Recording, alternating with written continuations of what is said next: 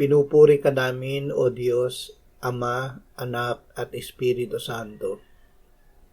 Salamat, Ama, na ibinigay mo sa amin si Jesus na iyong anak, na namatay para sa aming kasalanan, iyong muling binuhay, iniakyat at iniluklok sa iyong kanan sa langit. Salamat na ibinigay mo sa amin ang iyong banal na Espiritu, at sa pamamagitan niya ay ibinuhos mo ang iyong pag-ibig sa aming puso. O Espiritu Santo, panatilihin mo sa amin ang salita ng Diyos na inilagak mo sa aming puso.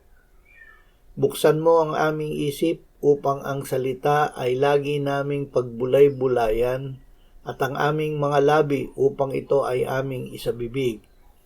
Akayin mo kami na loobin at gawin ang salita. Salamat na gagawin mo ito kaya't kami ay magtatagumpay. Amen.